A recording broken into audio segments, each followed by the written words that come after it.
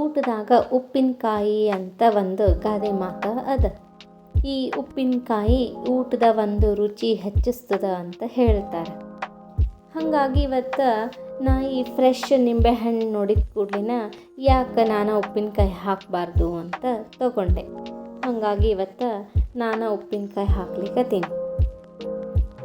ಏನಾದ್ರೂ ನಾವು ಹಾಕಿರೋ ಉಪ್ಪಿನಕಾಯಿ ತಿನ್ನೋ ಖುಷಿನ ಬೇರೆ ಅಲ್ಲ. ಹಾಗಾಗಿ ಇವತ್ತು ನಾನು ಮಾಡ್ಲಿಕ್ಕತ್ತೀನಿ. ಇನ್ನು ಈ ಉಪ್ಪಿನಕಾಯಿ ರಿಲೇಟೆಡ್ಡು ನಾವೊಂದು ಎಸ್ಟ್ರಾಲಜರ್ ವ್ಲಾಗ್ ನೋಡಿದ್ದೆ.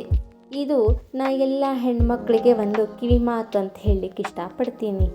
ಅವ್ರೇನು ಹೇಳಿದರು ಅಂದ್ರೆ, ಆದಷ್ಟು ತವ್ರ ಮನೆಯಿಂದ ಉಪ್ಪಿನಕಾಯಿ ತರೋದು ನಿಲ್ಲಿಸ್ಬಿಡ್ರಿ, ಯಾಕಂದ್ರೆ ತವ್ರ ಮನೆ ಜೊತೆ ಒಂದು ಬಿರುಕು ಹುಟ್ಟಬಹುದು ಅಂತ ಹೇಳಿದರು.